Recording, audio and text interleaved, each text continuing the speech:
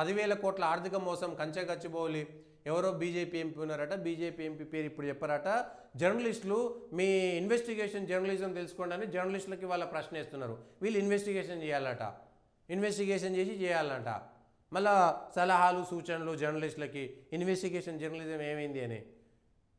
Investigation journalism చేస్తే బొక్కలేసిండ్రు కదా, మామూలుగా మాట్లాడుతూనే బొక్కలేసిరు, జర్నలిస్టులని ఎట్లా పడితే అట్లా ఆడుకున్నారు. ఇక ఇన్వెస్టిగేషన్ జర్నలిజం చేసేటువంటి అవసరమా? తొక్కలో మీ రాజకీయ ఆరోపణల కోసం ఇన్వెస్టిగేషన్ జర్నలిజం ఒకటి.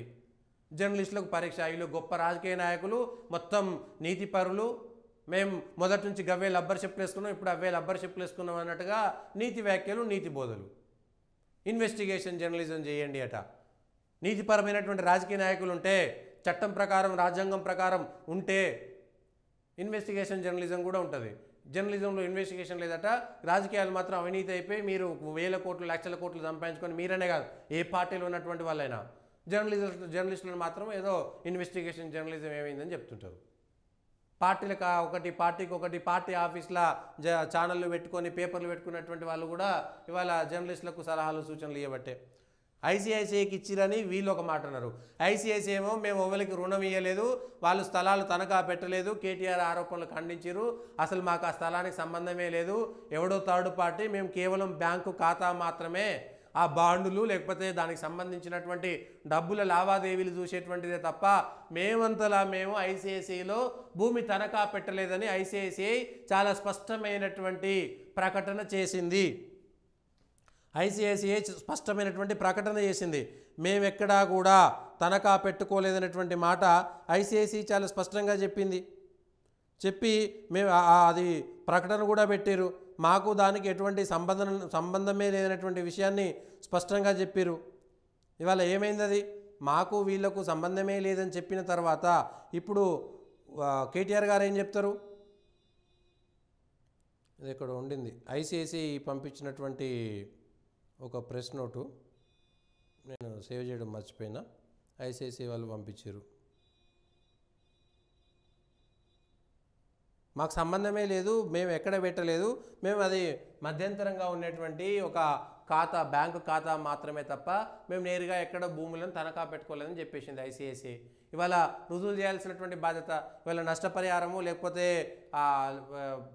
ఏది కోర్టులో కేసు వేసుకోవచ్చు. మా మీద మాకు సంబంధించి మా బ్యాంకు మీద అనవసరమైనటువంటి ఆరోపణలు చేసిర్రు, నష్టపరిహారం పెట్టేసి గతంలో కేజ్రీవాల్ మీద వాళ్ళ మీద వీళ్ళ మీద వేసిరు కదా, అట్లనే కేసులు వేసుకోవచ్చు. మా కంపెనీ యొక్క పరపతిని మొత్తం నాశనం చేసేటువంటి ప్రయత్నం చేసిరని ఎంపీ ఉన్నారట, ఎంపీ పేరు చెప్పారట. బీజేపీ ఎంపీ ఎవరు? ఎందుకంత భయం అవుతుంది బీజేపీ ఎంపీ పేరు చెప్పడానికి? మరి అంటే మీరు కూడా ఏమైనా ఉన్నారా? వెంటనే ప్రధానమంత్రి జోక్యం చేసుకోనట.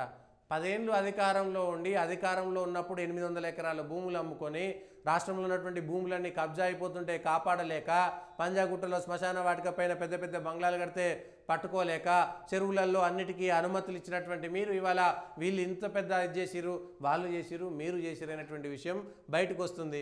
5,200 కోట్లు బిల్లీరావుతో మీరు ఒప్పందం చేసుకున్నారని వాళ్ళ కాంగ్రెస్ ఆరోపణ చేసింది.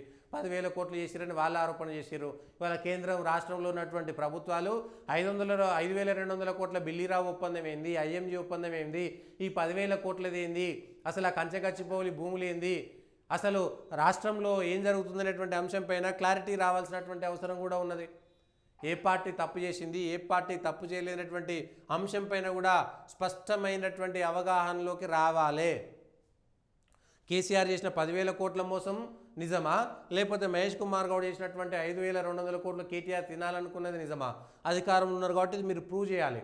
పిసిసి అధ్యక్షుడు చేశాడు కాబట్టి ప్రభుత్వం ప్రూవ్ చేయాలి. గతంలో ఏ ఒప్పందం చేసుకునేటువంటి ప్రయత్నం చేశారు, ఎప్పుడేం చేశారు అనేటువంటి విషయాన్ని బయట పెట్టాల్సినటువంటి అవసరం ఉంది. ఇప్పుడు ఆ 10,000 కోట్లకు సంబంధించి ఐసిఐసిఐ మేము రుణం ఇవ్వలేదు, మేము తనఖా పెట్టలేదు, మా బ్యాంకులో ఖాతా మాత్రమే, ఖాతాలో జరిగేటువంటి లావాదేవీలకు మాకు సంబంధం లేదు, ఆ బాండ్లను మా ఖాతాలో వేసుకున్నారు తప్ప మేము ఎక్కడ తనఖా పెట్టలేదనేటువంటి మాట చాలా స్పష్టంగా ఐసిఐసిఐ చెప్తుంది.